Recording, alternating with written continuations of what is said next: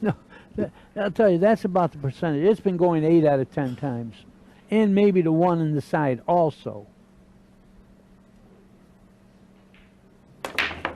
Oh, we made the one in the side anyway. The 6 missed by a hair, but I was wrong. But look at the way they stopped.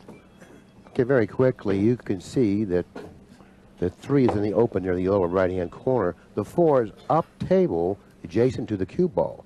The 5 ball is to the right of the foot spot. The 6 is near the left-hand rail, near the side pocket. The 7 is underneath the black 8. So from the 6 to the 7 is a little bit of a problem. And also from the 5 to the 6. So therefore, he's going to have to come up with a good angle on the 5. Now he's looking to see if the 5 will pass the 7, because that's the pocket he would like to play position for the 5. Yeah. If he plays position for that corner pocket, then he can go around the table freely without having to go into the possible interfering 7 ball.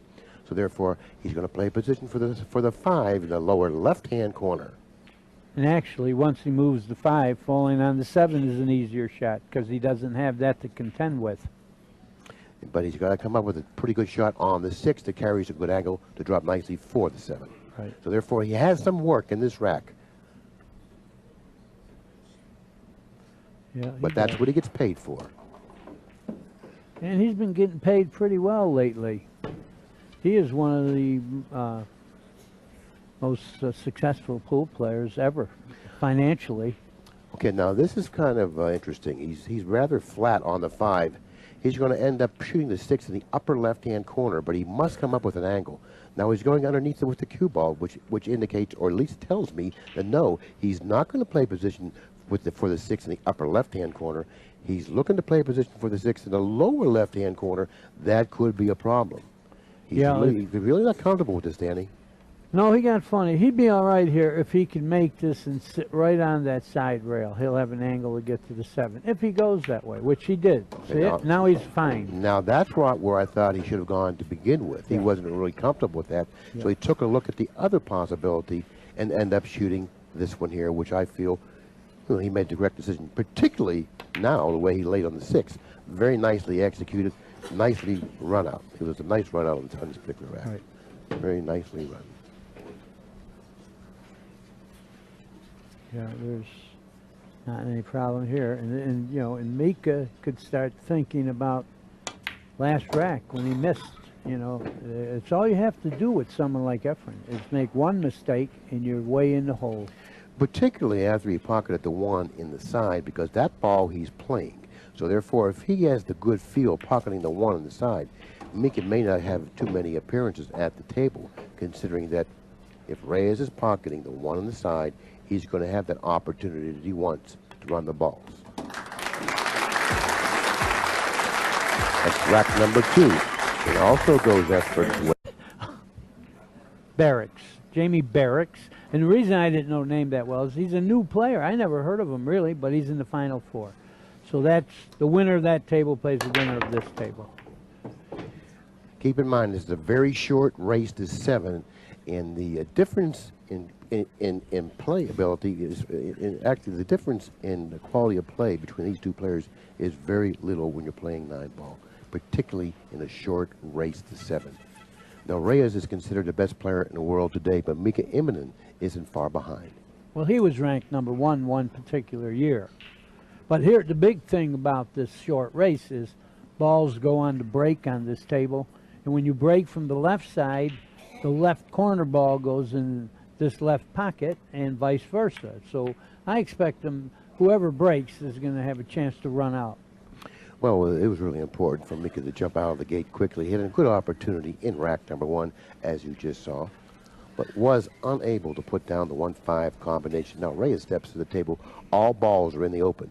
And Danny, you know as well as anyone, when all balls are in the open and Mr. Reyes is at the table, he takes care of business. Yeah, you should have the rack in your hand ready to play the next game, especially the way they're sitting. You know, this is pretty easy layout. He's got, if you want to call a trouble spot, it's right now. The 1 to the 2 might be the only chance to go straight, and that's easy. He followed the cue ball, 2 cushions out of the corner for position for the 2. The 3 balls positioned on the same rail as the 2. Therefore, he may have to end up taking a little longer shot on the 3 than he wanted to, but shouldn't present much of a problem. Now, keep in mind, these are very small pockets. Now, the angle that he's going to be shooting this 3 from is a difficult angle, so he has to hit this shot cleanly. Yeah, this looks like the only problem, and I figure him to make this. Notice he took a little extra time in preparation and shooting that shot. Now, that shot's over, and I'm certainly sure he's glad that's over, because that was the tough shot in this rack. Yeah. I see no problems here, especially Efren Reyes. Sometimes, look at this. Whew. Man, he hit that a little fuller, he could have been snookered. But then he would have kicked it in some way anyway. Now, he has a little bit of a problem, because he's laying rather awkwardly on the 6. He may have to go around the 9, because trying to control the cue ball where the 6 is right now may be a problem. That's what he's going to do. He's going around the 9, traveling a little extra with the cue ball, but a fair trade-off, has a better shot on the 8. Yeah, he's sitting pretty good here. Just have to make the ball and draw back a little. Shoot the spot shot. Well, he went forward. He had a little angle. He wanted to get close as he can to the 9, which you always try to do. First shot on the 9 in this match isn't really considered an easy one, but he should handle it. Well, Efren takes 1-0 lead. I'm curious to see where he... Profit. And this also works as a booster of confidence.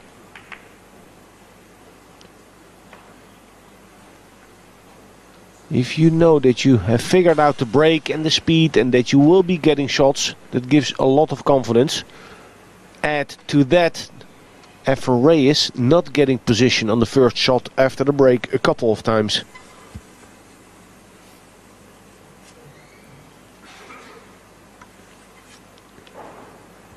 The 4 and 7, good place to hide behind. Doesn't need to attack from here.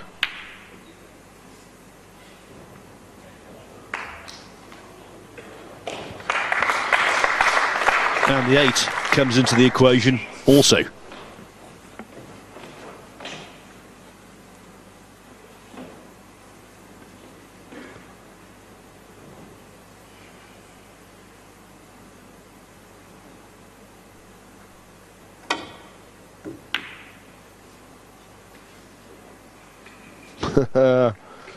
He did it.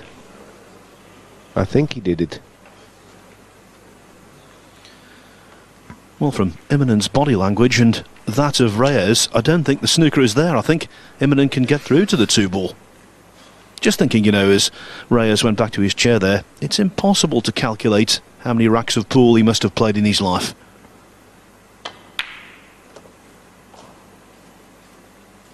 He must have come across virtually every eventuality and then played in some extraordinary venues, both in tournaments and for hard cash.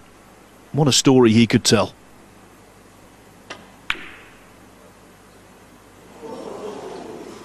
And after that, he might be playing for a while longer here in Barnsley. The 3 will pot. It's tough, but it goes. Intriguing choice of shot by Immonen. He had a straight shot on the 2, could have played a draw shot to leave himself straight on the 3, which seemed to pass the 9 ball.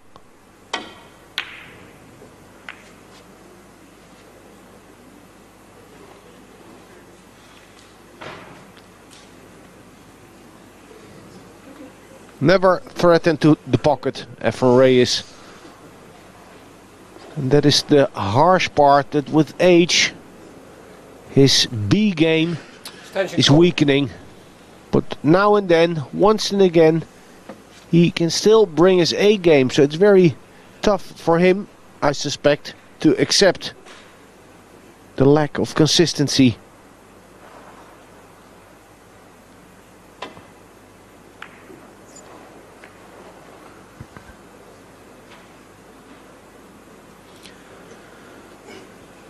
Yes, Reyes falling victim to exactly the same thing that snooker players find themselves falling victim to as they get older. Even the very best their potting from distance and also their ability to concentrate